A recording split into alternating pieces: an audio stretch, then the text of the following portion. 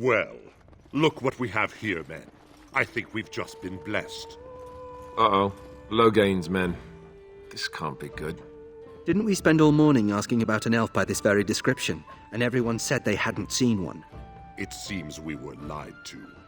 Gentlemen, surely there is no need for trouble. These are no doubt simply more poor souls seeking refuge. They're more than that. Now stay out of our way, sister. You protect these traitors, you'll get the same as them.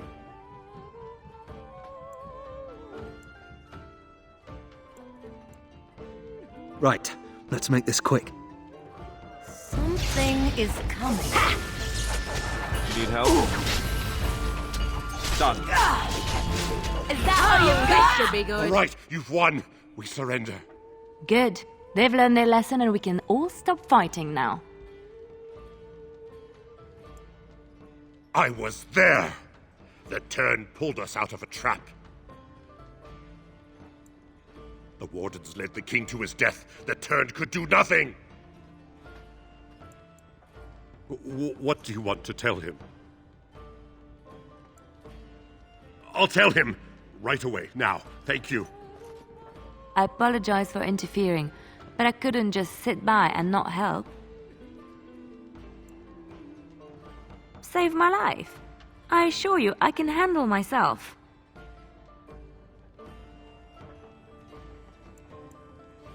I wasn't born in the Chantry, you know. Many of us had more colorful lives before we joined. Let me introduce myself.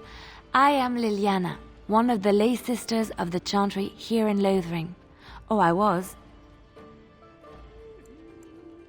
They said you were a Grey Warden. I'm surprised you're an elf, but elves must want the Blight defeated as much as humans, no? I know after what happened you will need all the help you can get. That's why I'm coming along. The Maker told me to.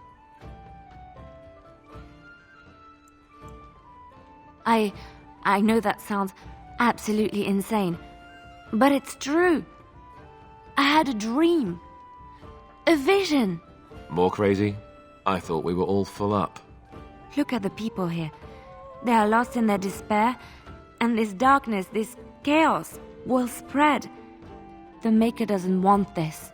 What you do, what you are meant to do, is the Maker's work. Let me help. Perhaps your skull was cracked worse than Mother thought. Thank you. I appreciate being given this chance. I will not let you down. Yes? Well, here I am. Quiet. It was a life suited for contemplation. In the cloister, away from the fuss and the flurry of the cities, I found peace. And in that stillness, I could hear the Maker. But it was not perfect. Some of my Chantry fellows were condescending. That is the nature of religious folk, I suppose. When I talked about my beliefs, that the Maker reveals himself in the beauty of his world, they treated me with disdain. They want to believe that he's gone, so that when he turns his gaze on them, it means they are special, chosen. He cannot possibly have love for all, the sick and the weary, the beggars and the fools.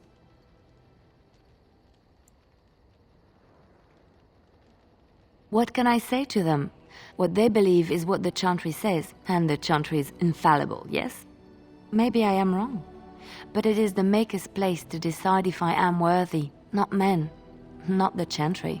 But there is work to be done, and I have talked enough for now. Yes? Well, here I am. What is meant by someone like me? And there were no beautiful, charming women in the cloisters, you think? You would be wrong.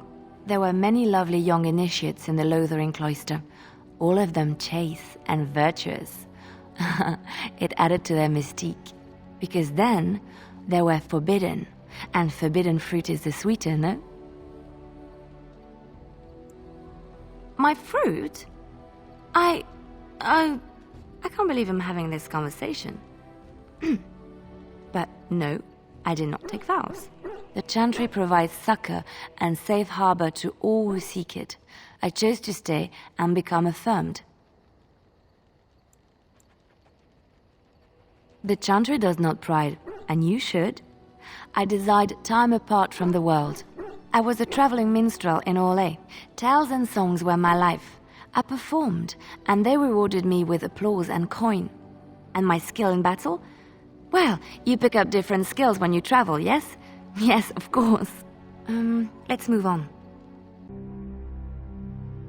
Your clothes are so fancy. Did you get them topside? My mam used to say they don't got no stone to protect them topside. If I go up there, I'm gonna fall into the sky.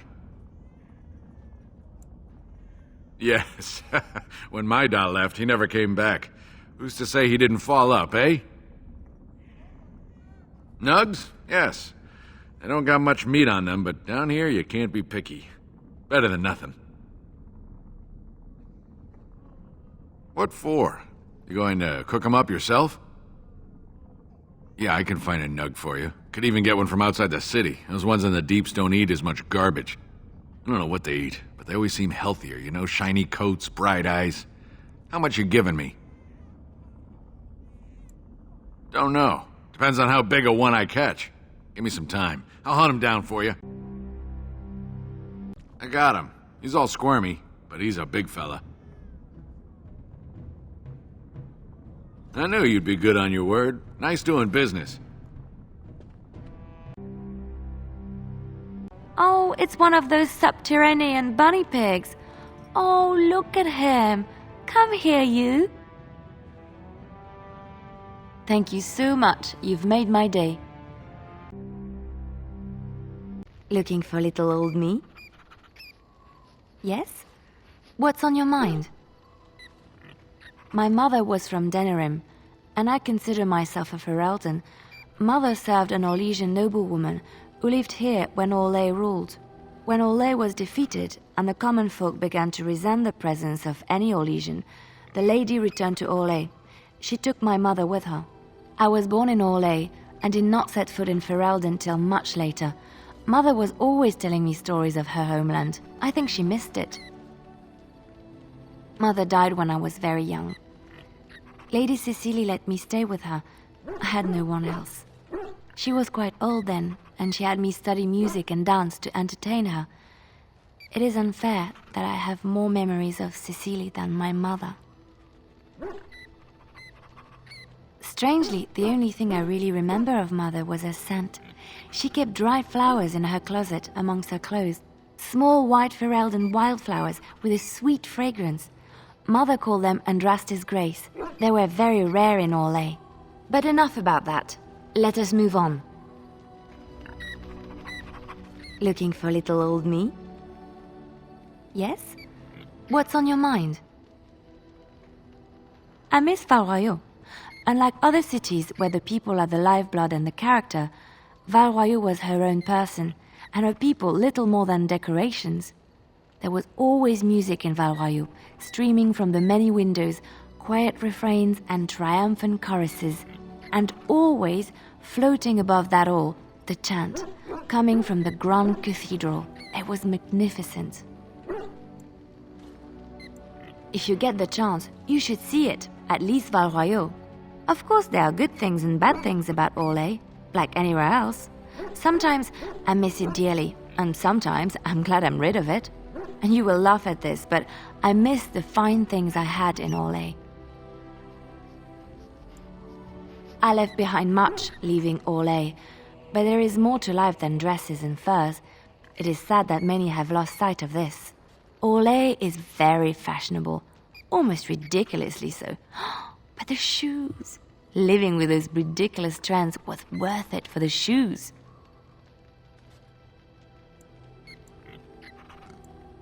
Sometimes, about 10 years ago, all the ladies went mad for shoes with soles as large and heavy as bricks. But it isn't always that silly. When I left Orlais, the fashion was shoes with delicate tapered heels and embellishments in the front.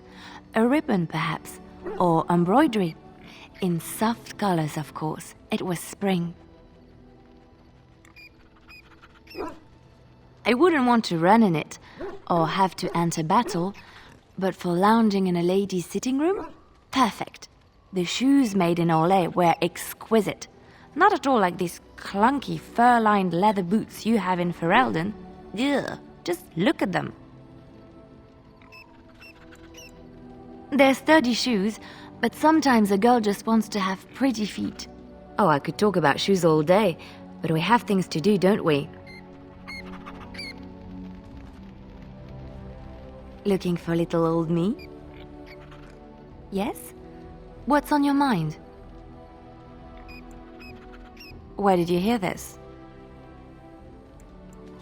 And you believe everything you hear? Not all minstrels are spies. Most are just singers and storytellers, but some of them are what we call bards. Many use the two words minstrel and bard interchangeably, but to do so in Orlais would cause misunderstanding. Bards are minstrels and more. Spies, as you say. Some say there is a bard order, but I don't think this is true. Many bards work alone or in small groups, doing the bidding of a patron who pays for their services. If there is an organization behind it all, no one knows who they are. Some do. Mostly it is nobles spying on other nobles. In Orlais, there is much rivalry amongst the highborn. They fight over land, influence, and the favor of the empress. But they cannot do this openly because it is impolite, and in public they wear smiling faces and pretend to be civil. In secret, they plot and scheme to destroy each other. It is a game completely meaningless to anyone but its players. And I shouldn't I, after having spent most of my adult life as one? You've guessed as much, I'm sure. But does it really matter what I was? What's past is past.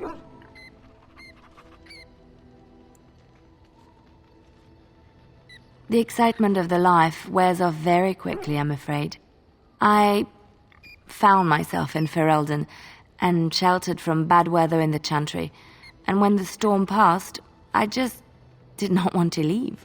I like to see the Maker brought me here.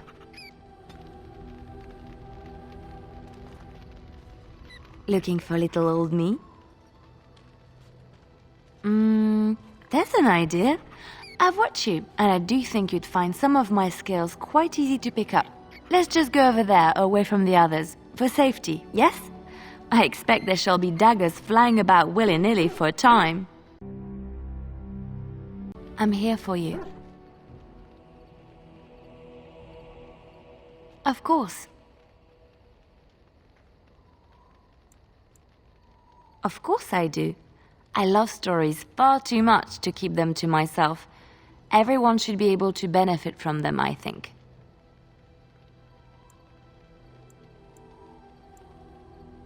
I know one, told to me by my mother a long time ago. It always chilled me to the bone. Maybe you have heard of Flemeth? Are you sure? Was she the Flemeth of legend? Flemeth, the devourer of men? Flemeth, mother of witches? Flemeth, demon-touched, who dwells in the mists?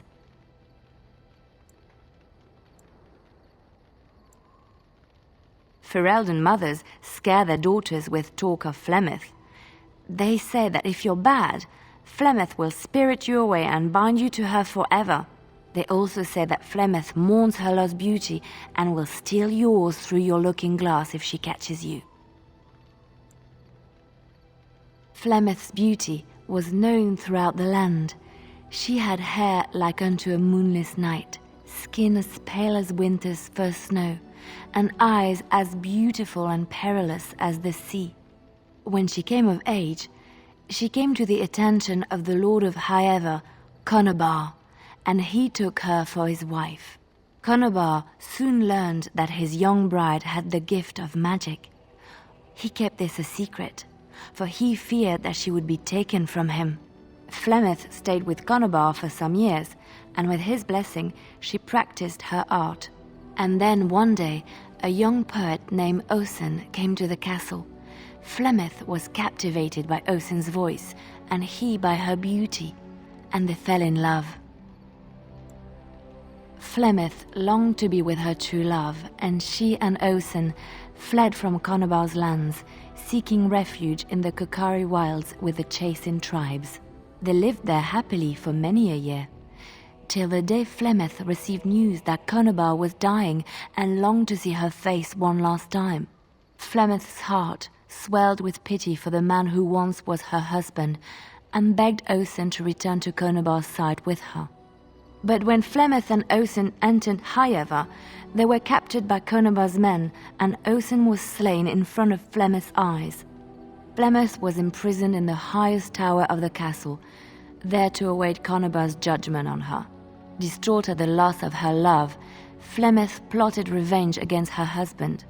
She summoned a fey demon, intending for it to wreak vengeance on Conobar. But a spell went awry. The demon possessed Flemeth. Turning her into an abomination, the halls of the castle ran red with blood as Flemeth slaughtered Conobar and all his men. The last of Flemeth's humanity melted away, and at dawn, she stole back to the wilds to plot and scheme for 100 years. They say she took to her side many Chasing men, and with their help begat her daughter witches, who even now prowl the dark places of the Kokari wilds.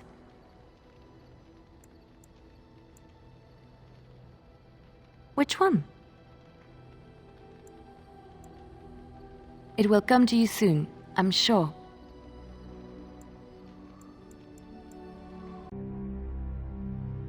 Yes? Something you need? Yes? What's on your mind? I knew this would come up sooner or later. I don't know how to explain, but I had a dream. In it, there was an impenetrable darkness. It was so dense, so real. And there was a noise, a terrible, ungodly noise. I stood on a peak and watched as the darkness consumed everything. And when the storm swallowed the last of the sun's light, I fell, and the darkness drew me in. When I woke, I went to the Chantry's gardens, as I always do. But that day, the rosebush in the corner had flowered. Everyone knew that bush was dead. It was grey and twisted and gnarled, the ugliest thing you ever saw. But there it was, a single beautiful rose. It was as though the Maker stretched out his hand to say, even in the midst of this darkness, there is hope and beauty. Have faith. In my dream, I fell, or maybe I jumped. I'd do anything to stop the blight. I know that we can do it. There are so many good things in the Maker's world.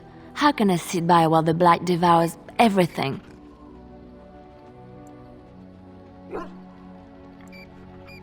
That is why you're a Grey Warden. Come, there's a blight to stop. What about Leliana? Is she crazy? Or do you really believe in her vision?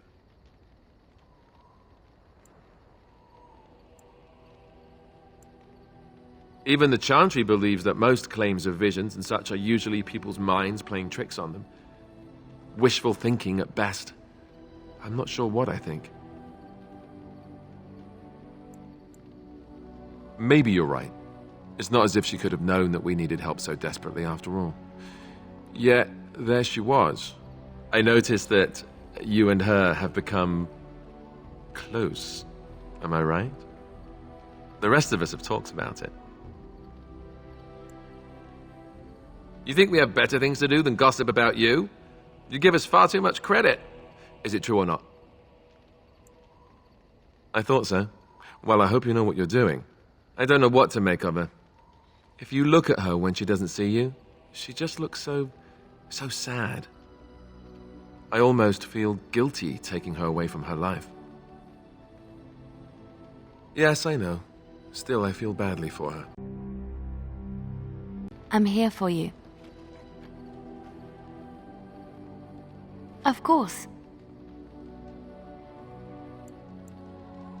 Of course I do. I love stories far too much to keep them to myself. Everyone should be able to benefit from them, I think. Chantry law says it is man's pride that created the Darkspawn. In ages past, the mages of the Tevinder Imperium ruled much of the world we know. In their pride, they thought their magics invincible and imagined that they were greater than the Maker himself. So thinking, they invaded his golden city, planning to take it for themselves and depose their own creator. But they were impure and full of sin, and it is with the sin that they tainted the golden city, corrupting it forever. The Maker cursed them and cast them from his sight. Wherever they went, they spread the taint of their sin. Any land that was touched by the taint became blighted and would suffer no life. Instead, the Darkspawn arose to torment us and remind us of our hubris. Of course, Orlesians enjoy telling stories. I shall tell you my favorite tale of Aveline, the Knight of Olay. A long time ago, a girl child was born to a farmer. He had hoped for a son, not a daughter, and so he told his wife to abandon the child in the woods. Before the cold could claim her, the baby was found by a tribe of Dalish elves who took pity on the poor mewling thing and raised her as their own. Aveline, for that is what they called her, grew strong and quick and clever under the guidance of the elves. She learned to wield the sword as well as any man, could kill a deer with an arrow at 100 paces, and was as graceful on the back of a horse as she was on foot. Many legends have familiar forms and themes. We enjoy them so because we know them. Aveline's Dalish guardians saw that she could easily best any Orlesian chevalier in battle, and wanted to show the cruel humans the child they had left to die. They bestowed upon her a fine horse and armor, and sent her to prove herself to her people in the grand tourney. Now in those days, no woman was allowed to take up arms, let alone compete in the grand tourney, but Aveline kept her helmet on and was not discovered. Aveline won many events and gained the approval of the adoring crowd. Eventually, she came face to face with the knight Kaleva in the grand melee. Aveline had already bested him in the joust, and Kaleva was determined not to lose a second time. Out of desperation to regain his honor, Kaleva tripped Aveline and tossed her to the ground, ripping off her helmet as he did so.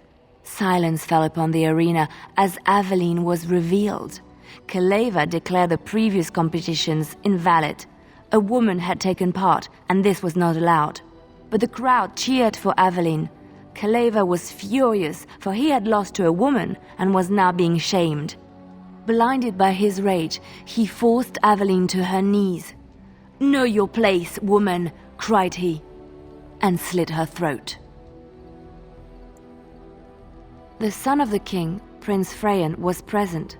He recognized Aveline's skill and bravery and began to see the injustice done to the women in his land. When he was made king, he rewrote the laws of Olay so that women could also become chevalier. He honored Aveline and knighted her after her death.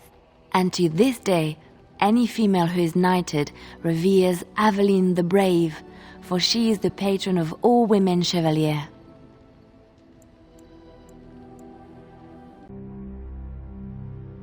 Blessed art thou who exists in the sight of the Maker.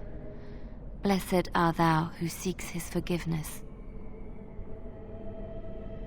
I beg you, do not disturb the girl's meditations. Revered Mother, I do not know this person. I'm sorry, but I don't know what you're talking about. Please do not vex her. She needs quiet and solitude to calm her mind and heal her heart. Isn't real? I don't understand. There's something familiar about you, and I find myself trusting you, as odd as that may sound. This is your home, your refuge. Do you truly wish to leave the comfort of this place behind? Stay and know peace. There is no need. I carry the peace of the Chantry in my heart. You are going nowhere, girl. I will not permit it. No, she is ours, now and forever. Holy Maker! She was a... Ugh. My head feels heavy, like I've just woken up from a terrible nightmare. I believe we had some task to accomplish. Let us be on our way. Wait, what's happening to me? I'm here for you. Of course. Of course I do. I love stories far too much to keep them to myself. Everyone should be able to benefit from them, I think.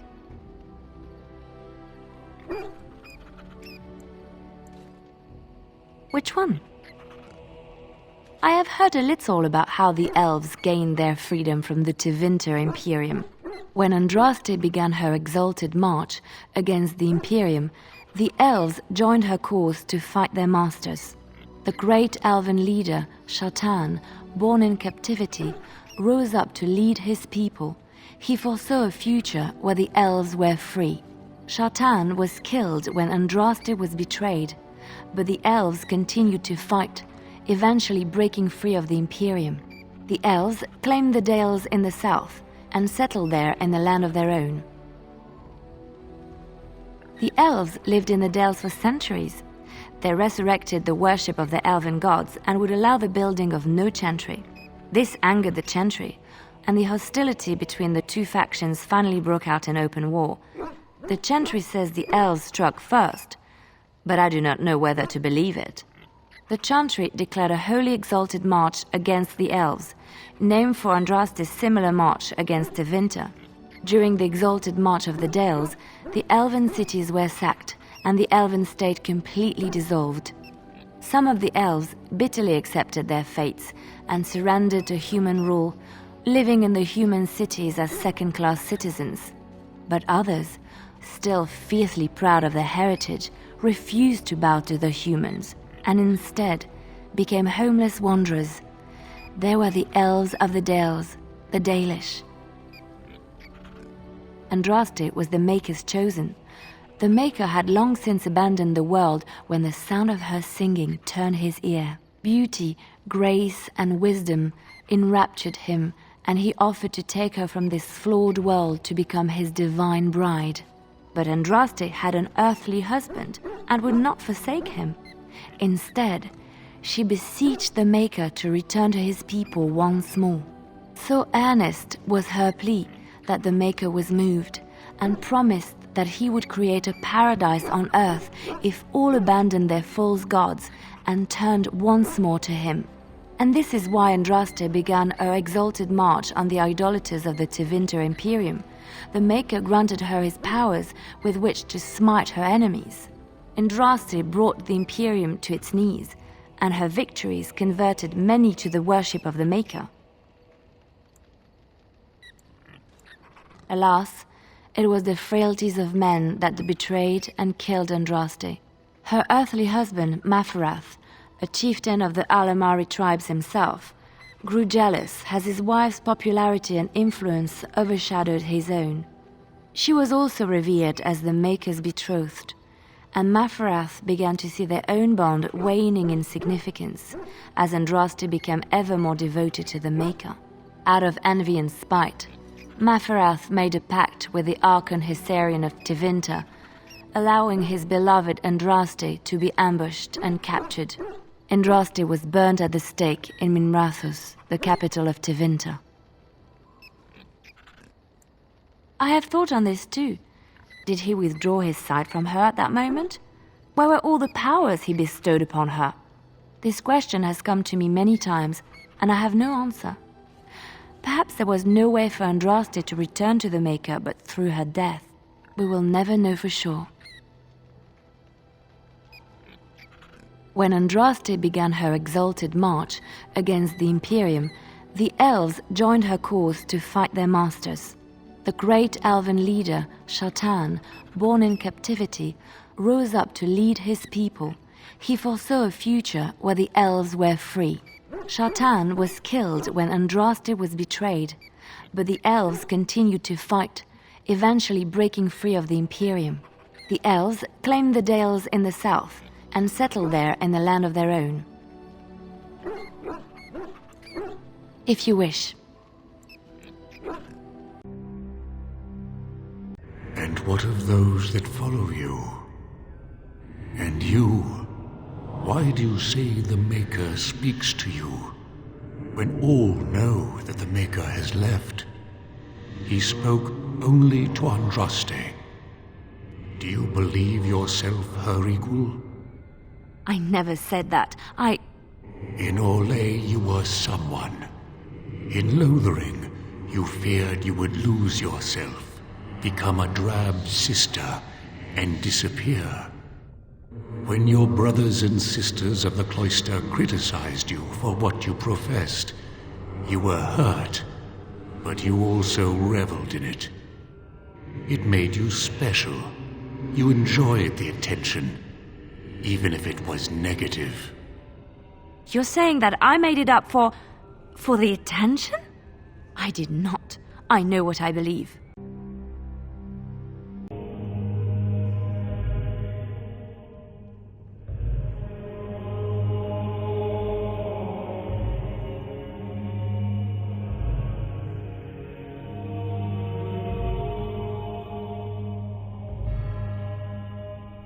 I never dreamed I would ever lay my eyes on the urn of sacred ashes. I have no words to express. You've seen and touched Andraste's ashes. They are the holiest thing on this earth, the remains of the Maker's chosen.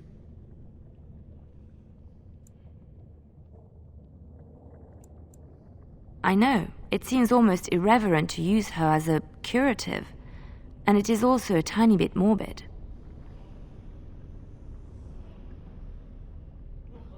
Why shouldn't I?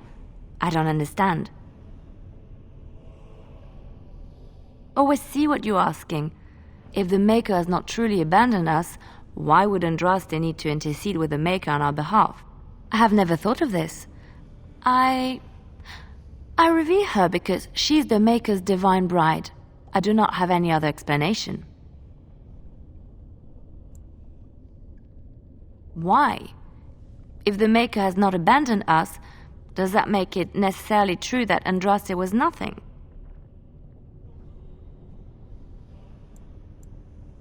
I know it sounds irrational, but faith is irrational. If we knew the truth, it would be fact and irrefutable. But we do not, so all we can do is believe. The stars are out. It comforts me to know that the stars will remain untouched by the blight, that whatever happens down here, they will shine eternally, their light undimmed. There is a story about that cluster of stars over there. Do you know it? Elindra and her soldier? A long time ago, there lived a fair maiden called Elindra. She had many suitors, but spurned them all, for she did not love them. One day, Elindra was sitting by her window in her father's castle, singing and dreaming, when her lovely voice caught the attention of a young soldier. Entranced by her song, the soldier drew near to Elindra's window. As their eyes met, he fell in love with her, and she with him. When Elindra told her father about the man she had chosen, he was furious, for Elindra was high-born, but her love nothing more than a common soldier. To keep them apart, he had Elindra imprisoned in the highest tower of his castle, and sent her soldier to the wars. Alas, not a month had passed before news of the soldier's death reached Elindra. Alone in her tower, Elindra wept for her love, and beseeched the gods to deliver her from this cruel world. So earnest was her plea, that the gods themselves were moved. They gathered Elindra into their arms and lifted her high into the heavens, where she became a star. The gods also raised up the soul of Elindra's soldier love, and there he dwells, across the horizon from her. The band of stars between them is a river of Elindra's tears, cried for her lost love. They say that when Elindra has cried enough, she will be able to cross the river to be reunited with her soldier.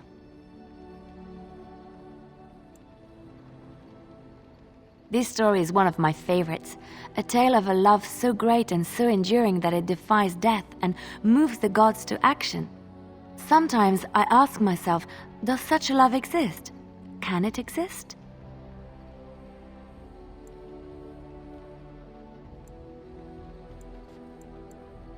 I never expected you to say that. It is a pleasant surprise.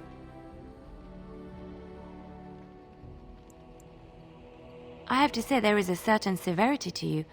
Finding a person behind that all is nice. Maybe you should let your softer side show more often. Sometimes following your heart, not your head, leads you to remarkable places. I was just thinking about what happened to the elves, and I'm reminded of a song sung to me many years ago. It was when my mother died, and this wise elven woman comforted me and told me that we shouldn't fear death or hate it. Death is just another beginning. One day, we must all shed our earthly bodies to allow our spirits to fly free. It's a beautiful sentiment, I think, one that brings peace and hope to the grieving.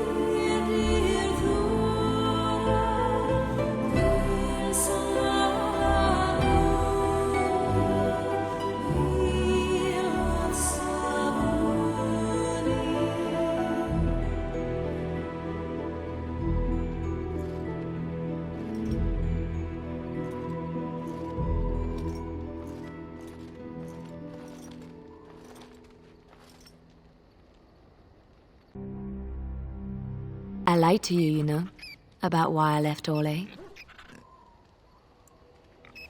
I didn't feel like talking about it then, what happened to me. Maybe it will affect us, maybe not, but you should know. I came to Ferelden and the Chantry because I was being hunted in Orlais. I was framed, betrayed by someone I thought I knew and could trust. Marjolaine. She was my mentor and friend. She taught me the bardic arts, how to enchant with words and song, to carry myself like a highborn lady, to blend in as a servant. The skills I learned, I used to serve her, my bard master, because I loved her and because I enjoyed what I did. She claimed to have retired. She married a noble and inherited his wealth when he died. To many she was just a rich widow. I thought I knew her. My devotion to her blinded me to her less than noble attributes. You can say it was my fault. There was a man I was sent to kill. I was to bring Marjolaine everything he carried. I don't know who this man was. She gave me a name and a description, and I hunted him down. I found documents on his body, sealed documents. My curiosity got the better of me. Something told me that I needed to know what was in those letters. Marjolaine had been selling all kinds of information about Orlais to other countries, Nevara and Antiva among others. It was treason. Some. But I had always assumed Marjolaine only operated within Orlais. This was an unhappy surprise for me. My life as bard taught me that my loyalties should be kept fluid. My concern was not that she was a traitor, but that her life would be in danger if she was caught. Orlais has been at war with so many countries. It takes a harsh view of such things, as I later discovered. To Marjolaine. No one else. I resealed them and gave them to her, as she had instructed. I should have left well alone, but I didn't. I had to tell Marjolaine I feared for her life. She brushed aside my concern. She admitted her guilt, but said it was in the past. That is why the documents had to be destroyed, she said. I believed her. I kept believing up till the moment they showed me the documents, altered by her hand, to make me look the traitor. The Orlesian guards, they captured me, did terrible things to make me confess and reveal my conspirators. It was a traitor's punishment I endured, and at the end of it, all that awaited me was eternity in an unmarked grave. No, survival was my only concern at the time. The skills Marjolaine taught me were good for something at least. I broke free when I saw the opportunity. I did not seek Marjolaine out. If she thought I was coming for her, she would have me caught again. I was tempted to confront her. I was furious, betrayed. But what could I do against her? And so I fled to Ferelden, to the Chantry and the Maker. Ferelden protected my person, and the Maker saved my soul. And that is the reason I am here. The real reason. No more lies between us, at least in this.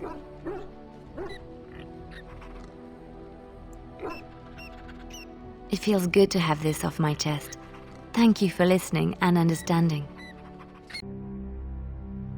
One was keeping Stop. score. Don't kill him. He is no common bandit. None of them were. Their weapons and armor are of fine make, and they are well trained. You know what I'm talking about, don't you? Who are you? Someone who regrets taking you on. Was told it would be an easy job. Kill the little red-haired girl. Deal with the others as we pleased. Kill the... You came to kill me? Wait, just 1 second. Who sent you? Why am I wanted dead? I don't pay to ask why someone wants someone else dead. I just need to know what to do and where to get my money. Ha! Money. I'll be lucky to get away with my life, it seems. Maybe we could work something out. You like the idea? Speak quickly. I've no real quarrel with you. Wasn't me that wanted you dead. But I know how you can find the one who does. I have some directions written down on how to get to the house. It's in Denerim. Yeah, it's the best I can do. Thank you. Now leave. I never want to see you again. Don't worry. I'll not trouble you no more. It's Marjolaine. It has to be. I thought the same. Maybe someone saw me. Maybe she's finally found me and wants to finish what she started. She needs to answer for what she's done to me. If we are ever in Denerim, I would like to seek her out. Perhaps it's time to settle this score for good. Leliana! Ah, so lovely to see you again, my dear. Spare me the pleasantries. I know you're... Oh, you must excuse the shabby accommodations. I try to be a good host, but you see what I have to work with. This country smells like wet dog everywhere. I cannot get the smell out. Even now it is in my hair, my clothes. Ugh. Canary mercenaries, expendable, and this way I don't have to pay them. Good for both of us. But I am not unarmed or unguarded. I have more men watching, ready to attack on my word. So perhaps we should just talk now, yes? You framed me, had me caught, and tortured. I thought that in Ferelden I would be free of you, but it seems I am not. What happened to make you hate me so? Why do you want me dead so badly? Dead? Nonsense. I know you, my Leliana. I know what you are capable of. 4 or 5 men you can dispatch easily. They were sent to give you cause to come to me. And see, here you are. Ignore what she says. She's lying. I know how she works. What are you up to, Marjolaine? Why are you in Ferelden?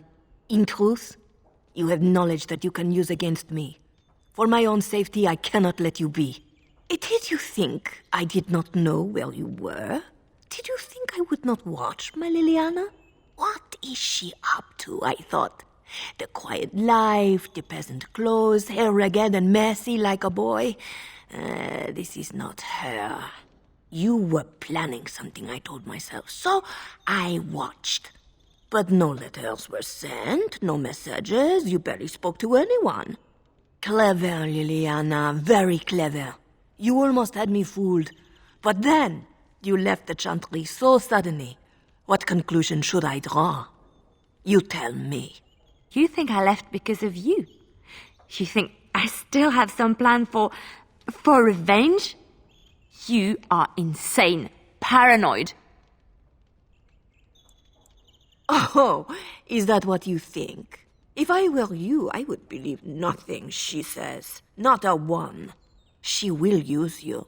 You look at her and you see a simple girl, a friend, trusting and warm. It is an act. I am not you, Marjolaine.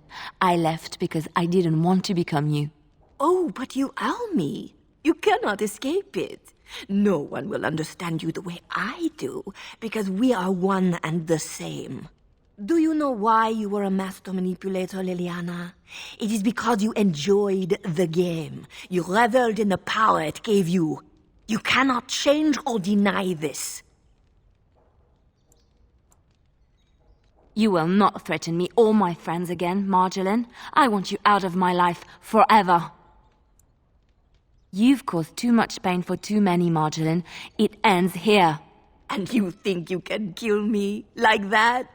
I made you, Leliana. I can destroy you just as easily. Oh, hello. Is there something you wanted to talk about?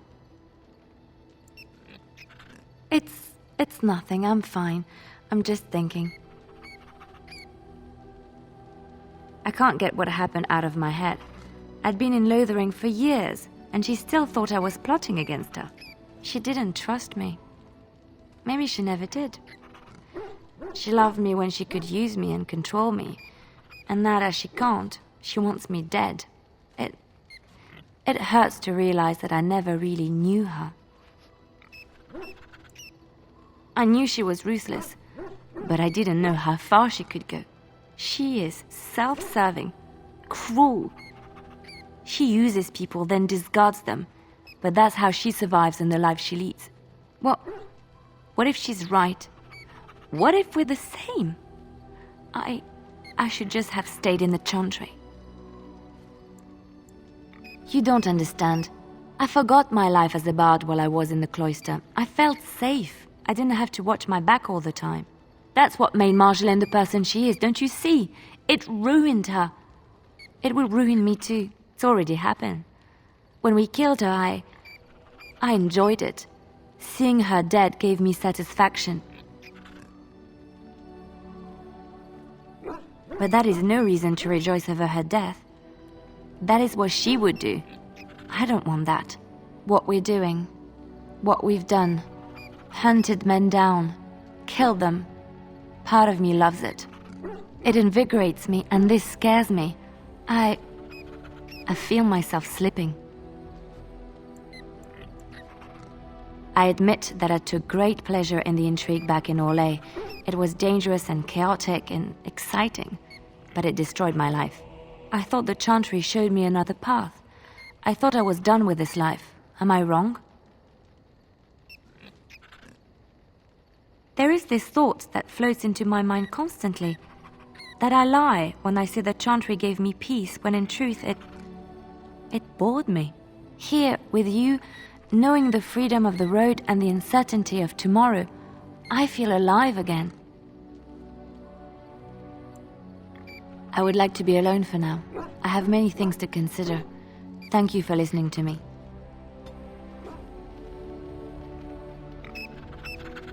Do you remember our discussion? I just wanted to tell you that I thought about what you told me, and you were right.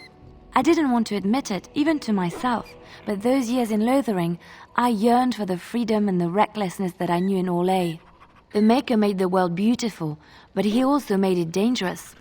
To really experience it, I have to embrace this, not hide away in some nunnery. Sometimes, it takes another to show us the truths we hide from ourselves. I'm glad I left Lothering in your company. You have proven a true friend, and I thank the Maker for you. I enjoy the nights at camp. The night always seems more peaceful to me, safer. I feel the night grants us a reprieve from the troubles of the day. Silly, isn't it? The Darkspawn never sleep, and they lurk in the shadows. I enjoy those nights when we stand guard together, talking to pass the time in those small hours. Well, I talk and you listen mostly. Sometimes I succumb and fall asleep and wake to find you still watchful, and I know you're watching out for me.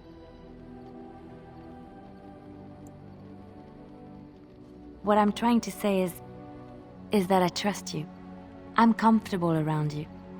I know you'll be there when I need you.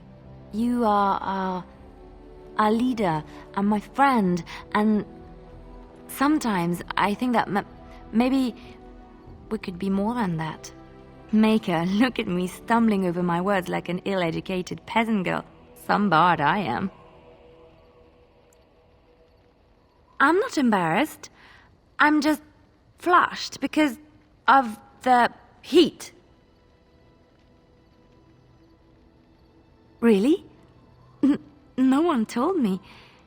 You felt the same way and didn't do me the courtesy of informing me? You made me say all those things.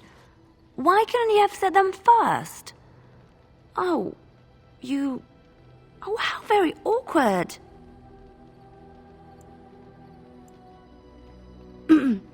Well, yes, but don't question me. I am a woman, and I reserve the right to be inconsistent. Why am I being such a baby about this? I must be a sight spilling my guts.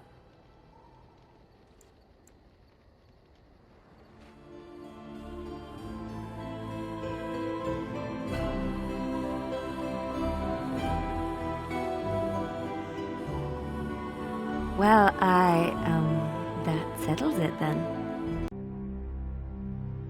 You're quite taken with each other, aren't you? I've seen the way she looks at you, the familiarity with which you speak, how she always finds a way to place herself next to you. It's almost too sweet for my tastes, and I'm an old lady who should be making lace hearts and fuzzy blankets with animal motifs.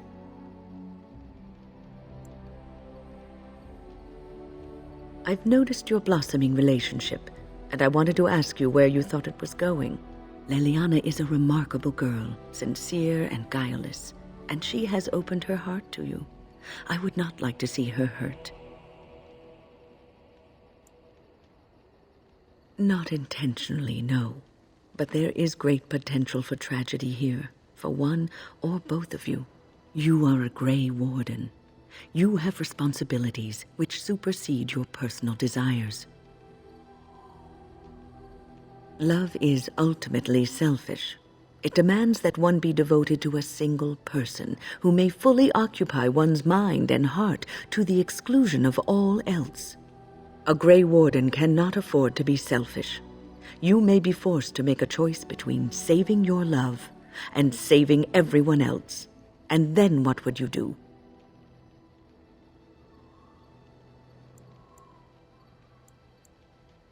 Nothing is certain. Not in these times. You cannot take anything for granted. I want you to be aware of this. If you insist, I have given my advice. Do with it what you will. It has been some time since I left Lothering. When I stepped out of the cloister, I had no idea where my path would lead. I walked where the Maker led me, and he has rewarded me for my faith. I found you. Something like that. The Maker wants his children to be happy. Would he have created in us the capacity for love if he did not intend for us to find it? Yes, that gloriously rich and decadent emotion that one finds oneself hopelessly stuck in, much like caramel pudding. Oh, I have tales of pudding like you would not believe. Perhaps we could retire to my tent, and I could regale you.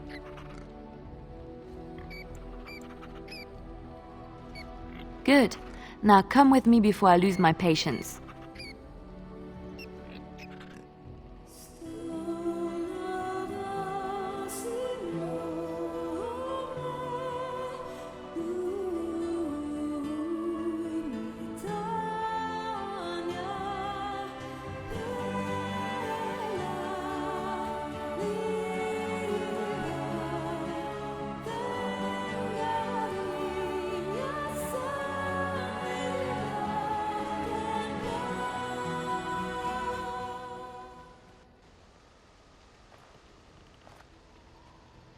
Hello.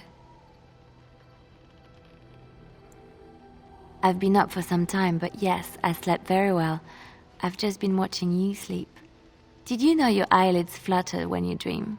And you have such pretty eyelashes. So I hear. I'm so happy, blissful. I haven't slept so well since I was forced to flee from Orlais. Knowing you will be the first thing I see when I wake gives me no small amount of comfort. I feel safe in your arms. Safe, loved and accepted. This is where I belong. Thank you. I suppose I should get up. We have a long day ahead of us. Come on. Darkspawn await with bated breath for you to put them out of their misery. What are you... Oh, I see. I suppose the Darkspawn will just have to wait a bit longer. I'm here for you. Of course. Wait, you want to talk about us? Is there something bothering you? Really? You think so? You're so sweet.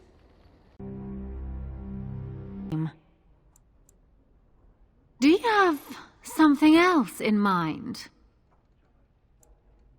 Oh, and now you've piqued my interest. It would surely be rude of me to decline such a delicious offer. You're going with her? I thought you were joking. I can't let you do this. Not without me. Keeping an eye on the both of you. Who am I to deny such a pretty little thing as yourself, my dear? You are welcome to join us. And what about you, Zev? Shall we? For old time's sake? Oh, Isabella, you and your ridiculous appetites. Perhaps we should leave it up to our friend here. Oh my, what have I got myself into? Ah, that impish smile of yours, Leliana, you little minx. It just gives you away. Come. My ship is down by the docks, and I am sure you will find my cabins quite comfortable.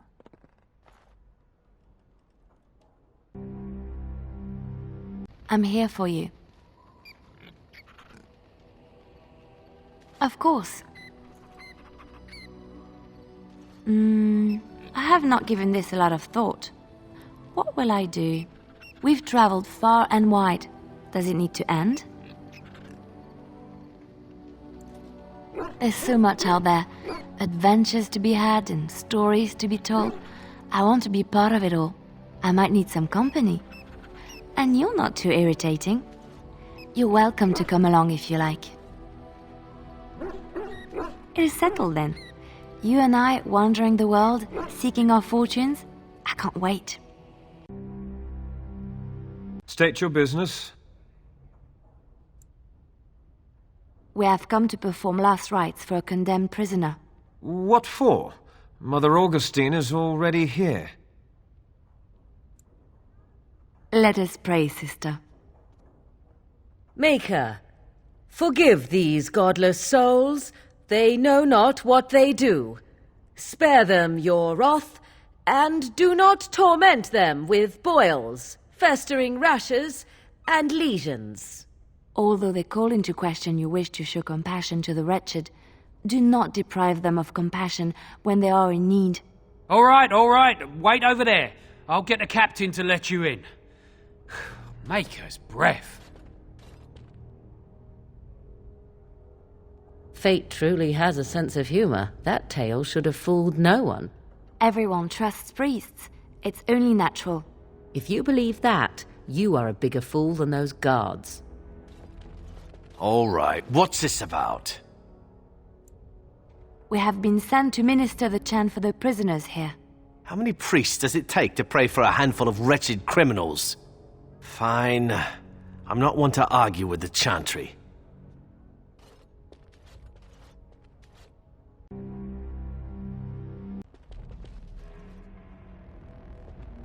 This might be tricky. If you wish to plan, do it quickly. They may be taking the warden for execution as we speak.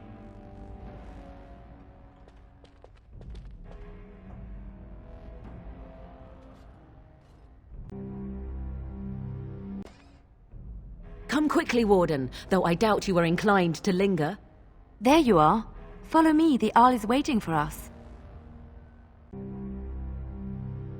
This is a nice estate, isn't it? What's on your mind? I have watched you for a time, and perhaps I was wrong. There seems to be something special between the two of you. I think she feels she's truly found her place with you, that after all her wanderings, she's finally home. I think I was too harsh in my judgment before, and I am sorry. What you have may not last forever. Death and duty may part you, but love's worthiness is not diminished because of that. I should have seen this before. Instead, you learn to cherish every precious moment that you spend together, knowing that it may be the last. And for those of us watching, well, it brings warmth to these old bones to know that something so beautiful can be found in the midst of chaos and strife. Why are half the people they quarantine perfectly healthy? I don't believe it. Maker's breath. They said all the Grey Wardens died with the king. Everyone thought... Valendrian even held a funeral for you. Cousin, you have no idea the things that happened after your wedding. I'm babbling, aren't I? I'm so happy to see you. You're married? You didn't mention that. Still, you never told me you were betrothed. What happened? Oh dear. Maybe you can tell me about this later. Well, aren't you sweet and attentive? I thought you'd never ask.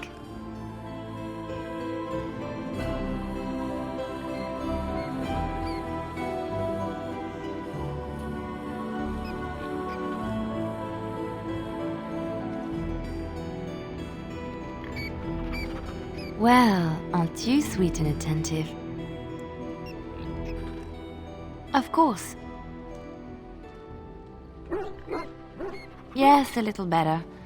Time heals all wounds, so they say. Scars remain, but they are just colors in the painting that is my life, no?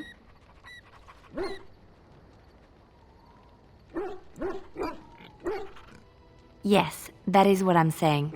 I wish things had happened differently, but knowing her and knowing me, I don't think it could have. We had good times, though, and I look back on those fondly. Whatever happened after will never change the truth of the past.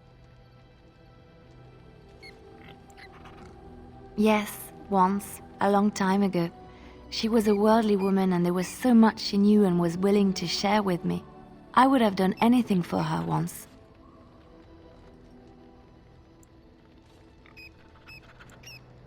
Are we fishing for compliments? Yes, I would do anything for you. You've been there for me when no one else has. You are a friend and so much more. In spite of what has happened and knowing what might happen soon, I am happy and life is good. Flowers? For me? They're beautiful. These were her favorite. I haven't seen these in such a long time. They smell just like Mother used to. Thank you. Thank you so much for remembering. If you would rather, consider Leliana. What do you think she would advise if she knew the life of her beloved was at risk? I think you know. So this is it? This is the end? We've come so far. It's strange knowing that all our fates will be decided in a matter of hours. We stand on the precipice before the greatest battle of our age. I wonder if the heroes of old ever felt like this. I am not afraid. We go to fight for a good cause, and there is nowhere else I would rather be. You are my dearest friend and my love. You lit my path through darkness, and I will stand with you to whatever end. This day, we will forge a legend of our own. So here we are. The conquering heroine has won the day, and now she takes her bow and exits the stage. A fine ending.